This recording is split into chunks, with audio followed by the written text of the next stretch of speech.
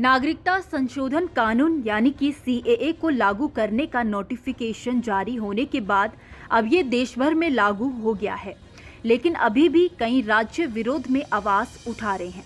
इसी बीच असम के मुख्यमंत्री हिमंत बिस्वा शर्मा ने बड़ा दावा किया है। उनके राज्य में सीएए के तहत लगभग 3 से 5 लाख लोग भारतीय नागरिकता के लिए आवेदन करेंगे। इसके साथ ही उन्होंने 1.5 करोड़ लोगों के असम में नागरिकता लेने के दावों को खारिज कर दिया है। दरअसल शर्मा ने मीडिया चैनल को दिए इंटरव्यू में कहा कि अप्रैल महीने के आखिर तक राज्य में सीएए संबंधी तस्वीर साफ हो जाएगी। उन्होंने ये भी बताया कि सीएए के तहत एनआरसी में जगह न पाने वाले हिंदुओं को भी नागरिकता मिल सकेगी। मुख्यमंत्री शर्मा ने कहा कि पिछले हफ्ते सीएए के लागू होने की घोषणा की गई थी और 19 अप्रैल तक इसके 40 दिन हो जाएंगे, जिससे हमें राज्य में साफ तस्वीर मिलेगी।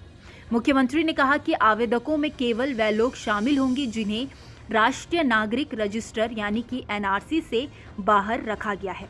साथ ही ये भी कहा कि 7 लाख मुसलमानों और 5 लाख हिंदू बंगालियों समेत अन्य लोगों को एनआरसी की सूची से बाहर रखा गया है।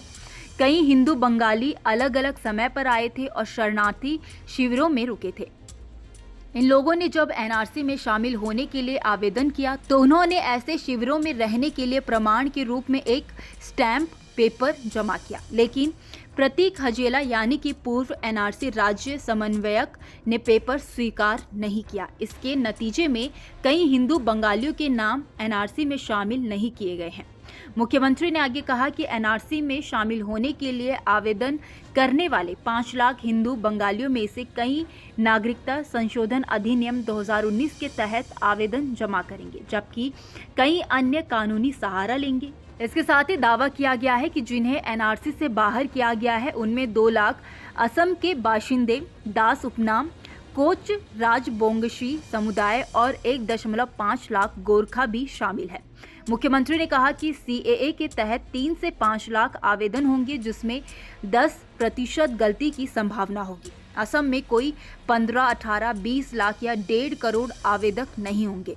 इतने लंबे समय तक राजनीति में रहने के बाद राज्य पर मेरी पकड़ काफी मजबूत हो गई है।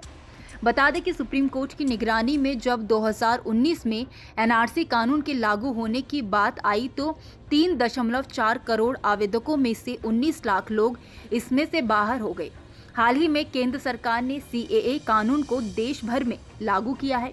इसके तहत पाकिस्तान, बांग्लादेश और अफगानिस्तान से आने वाले गैर मुस्लिम शरणार्थियों को नागरिकता देने का प्रावधान है। इसके नियमों के तहत 2014 से पहले वैध रूप से भारत आए सभी हिंदू, सिख, जैन, पारसी, बौद्ध और ईसाई शरणार्थियों को नागरिकता दी जाएगी। इसके लिए केंद्र सरकार ने एक पोर्टल और मोबाइल ऐप भी लॉन्च किया है।